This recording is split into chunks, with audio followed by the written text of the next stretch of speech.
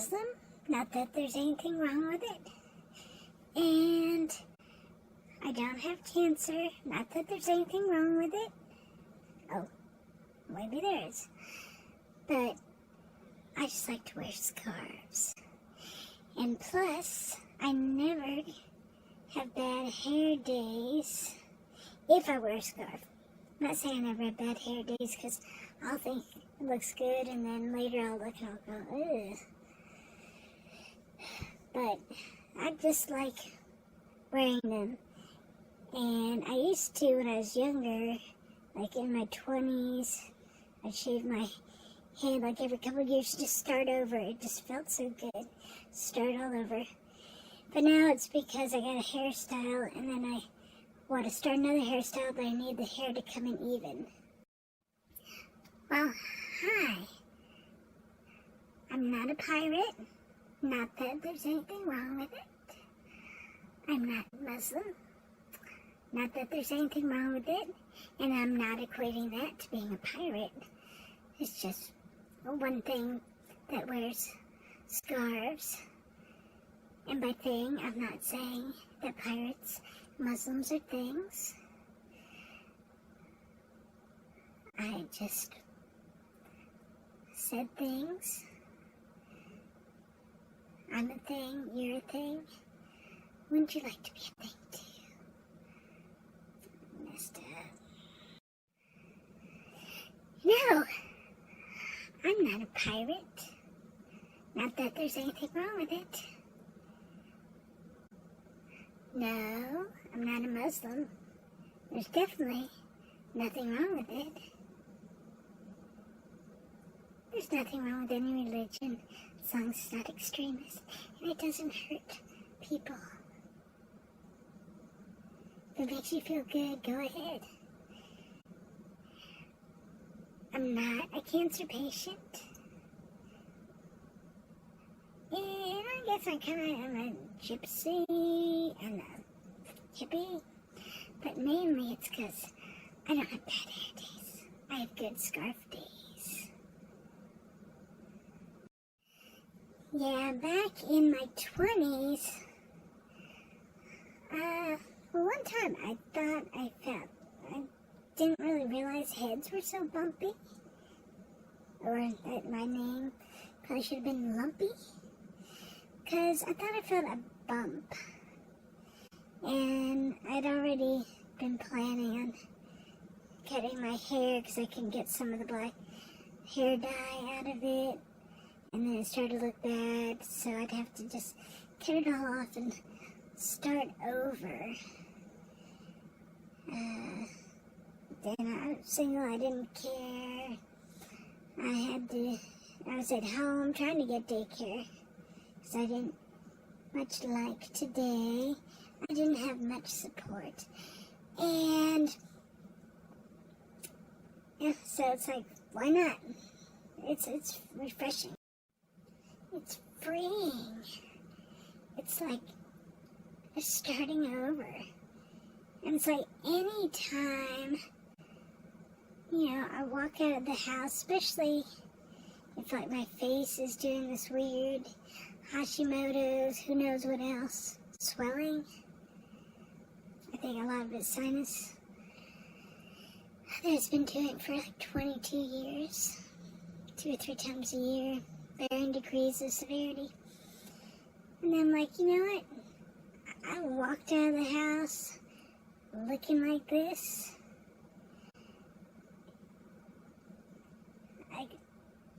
I just feel beautiful. And the other time I go out, because, hey, I look like shit.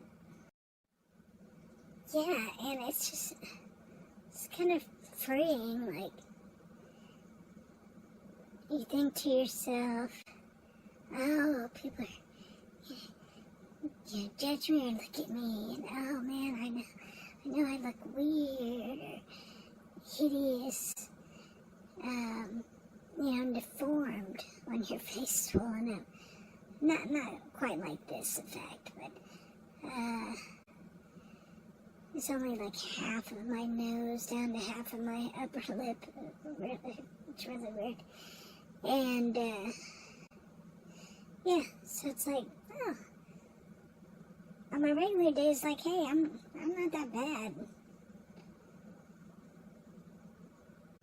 compared to, you know, when my face was all swollen up, people still talk to me and stuff. It's like, oh, okay, maybe, you know, so maybe I can just accept myself, because it doesn't seem to be as big of a deal to other people as, you know, I assume that it is to them, because it's based on, you know, just seeing like a small percentage of the population that's just all, yeah, well, you know, no uggos, no fannies, you know, oh, you have anything wrong with you, then, you know, you're just trash, you're not worth anything.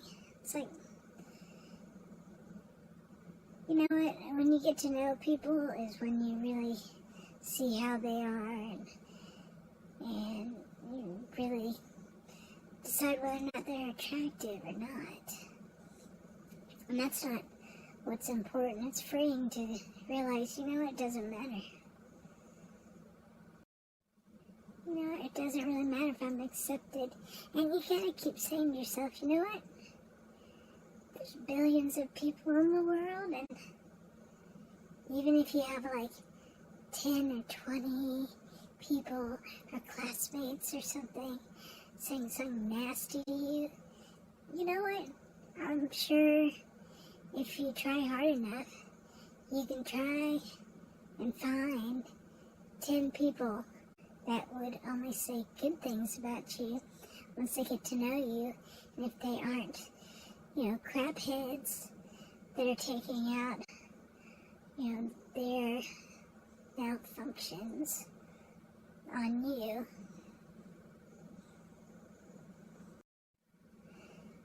Yeah, that's a lifelong lesson. It's something that I still struggle with, especially as I'm getting older, and then I'm like, you know, no longer am I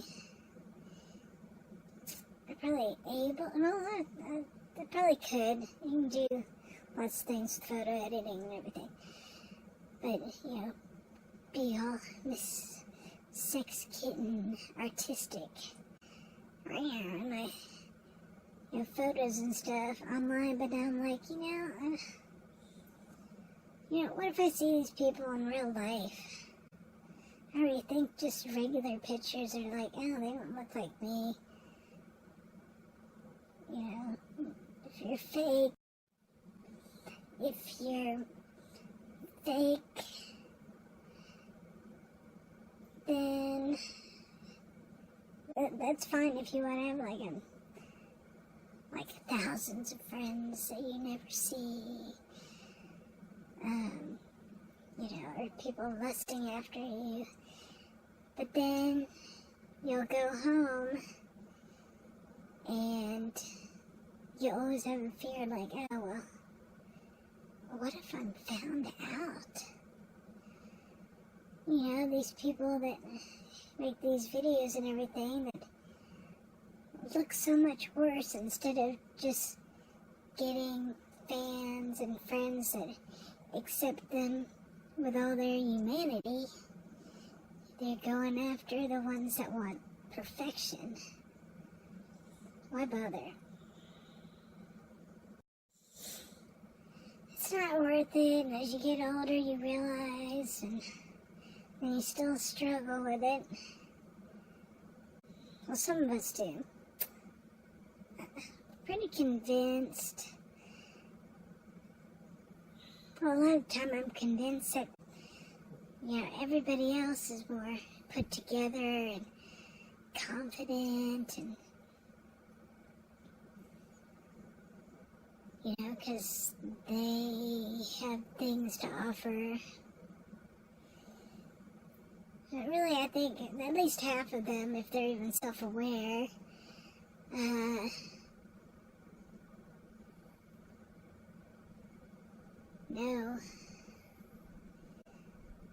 know what it's like to doubt, and they just put on a good face.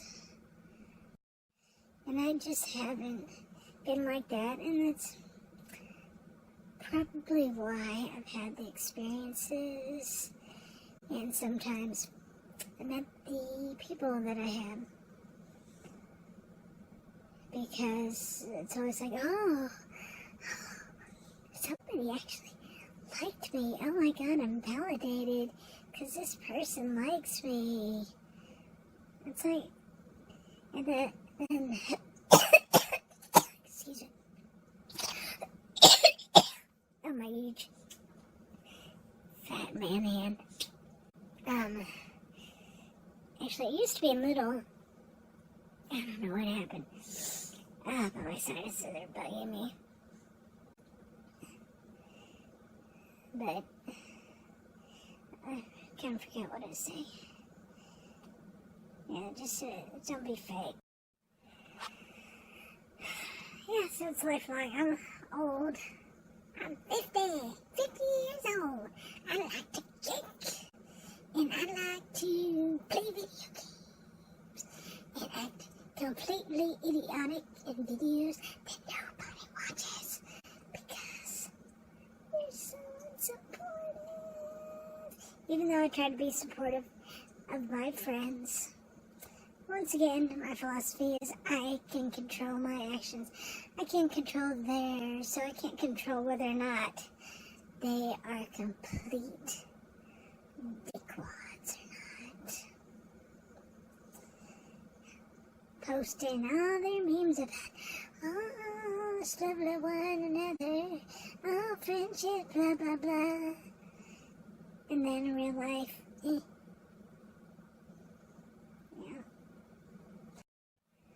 Yeah, I just, sometimes I get really pissed off about it. And then, what's most disappointing is when it's people that have actually been friends for a long time. Even ones that I've just known online because they live far away. But especially the ones that I've actually met in real life and, actually spent time with, and they can't be bothered.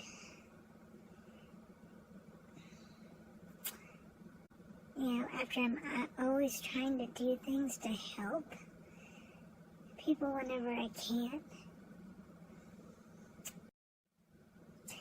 And so it's like a big slap and a big, fuck you, we don't really care, we're just sitting around waiting to hear some drama from you. We're waiting for you to, nickname some new people and talk about, all the crazy stuff they're doing to you. But otherwise, we don't really see you as a real person. We see you as entertainment. Well, then watch this entertainment, motherfuckers.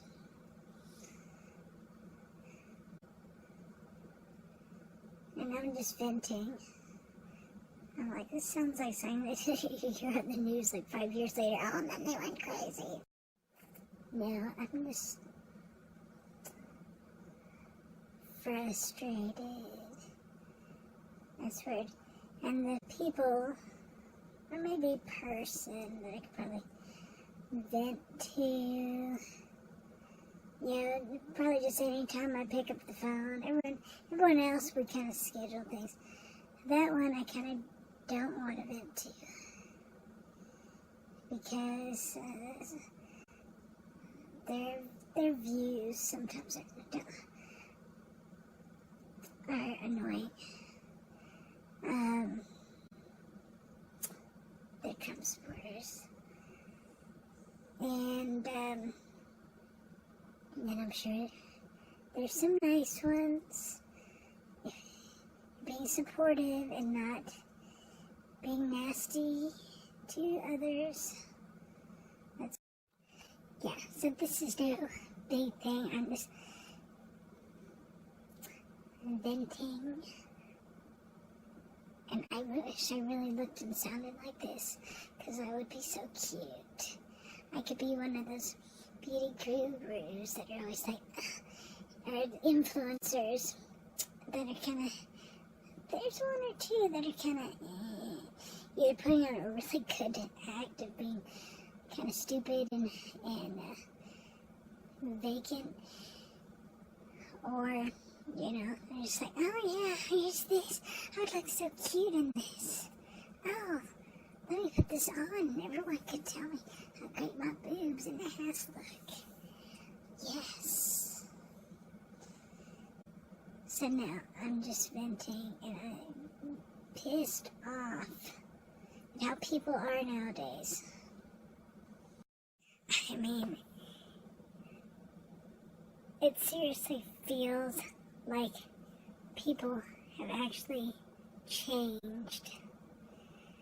The way they interact and everything is so superficial a lot of the time. It's like, well, you're lucky if you can find a person or two that you can, you know, talk to and trust. That's, I guess, not in it to have friends for, I guess, social clout. Like, oh, I get 1,000 people. It's like, I keep my list low to people that actually have talked to me. But even then, I would delete some people because I'm like, you know what, you guys are shits. You don't even talk to me or anything.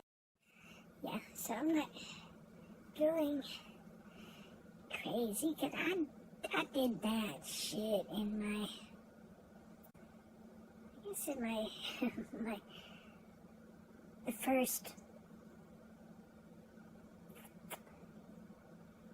40 years of my life, until I got my uterus removed, and then I feel a lot more stable. 4 is like an emotional roller coaster. It's awful. So I've already experienced crazy and depression and all that. And through other people, not making fun of them, but through other people, I am experiencing their mental illness. And yeah, because I have had friends and children, and even a stepson that I met once. And this, one of my kids, well, both my kids have brother, but the one that is seriously mentally ill, she has schizoaffective, just like he does. He's older, and they share the same father, and the father's kind of, and very paranoid. And yeah, I know what that's like, and I've experienced depression, anxiety myself, and all sorts of different things from other people. So I'm in no way making light mental illness, because I've been there. I have loved ones that have it. I have friends that have had like some of the most serious ones. And it's a shame that, though it is mainly biological, it's not some airy-fairy thing floating around in your head. You know, it's a physical basis, and, you know, situational, like my depression was, a lot of it was situational, and, you know, and yet people are treated and ostracized just because their disease makes them act different. Because their perception is their life.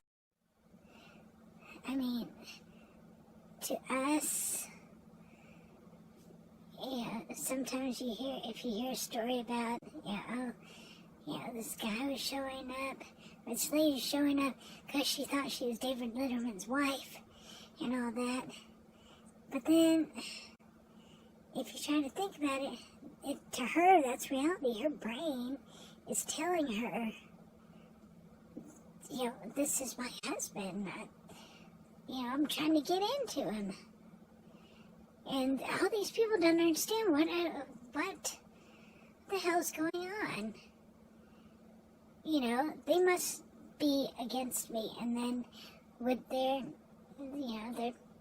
paranoid thoughts, then it turns into something serious.